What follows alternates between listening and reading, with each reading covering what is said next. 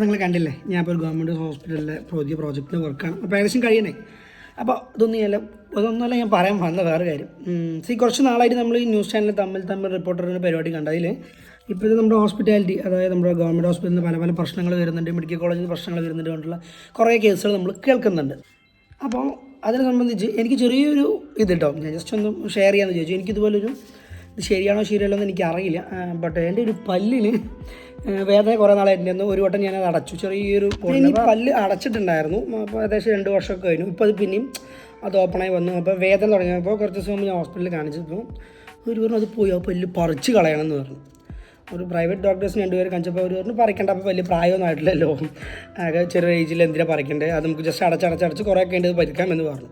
അത് സംഭവം കാൽഷ്യത്തിൻ്റെ കുറവുകൊണ്ട് എൻ്റെ പല്ല് പോയിക്കൊണ്ടിരിക്കുന്നത്. അത് ഗവൺമെൻറ് ഹോസ്പിറ്റലിൽ കാണിച്ചപ്പോൾ അവർ പറഞ്ഞു താഴത്തെ പല്ല് പറിച്ച് കളയാം, ഓക്കെ വേദനയൊക്കെ ഉണ്ടാവും, ഒന്ന് അഡ്ജസ്റ്റ് ചെയ്താൽ മതി.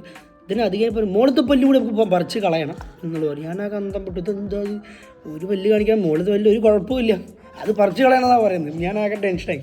അതിനുശേഷം ഞാൻ ആ മരുന്നും കഴിച്ചിട്ടില്ല. ഞാൻ നോർമലി ബേസിക്കലായിട്ട് വേണ്ടത് ഉപ്പുള്ള വെള്ളമിട്ട് കൊൽക്കൊഴിയുക, നല്ല ബ്രഷ് ചെയ്യുക, നല്ല രീതിയിൽ ചെയ്തപ്പോൾ ഇപ്പോൾ ഓക്കെയാണ്.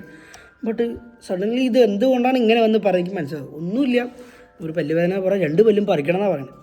ഈ പല്ലൊക്കെ എന്ന് പറയുന്നത് നമ്മുടെ ഒരു ഷേപ്പ് തന്നെ, വായിലെ ഷേപ്പ് തന്നെ ശ്രദ്ധിക്കുന്ന സംഭവമാണ്.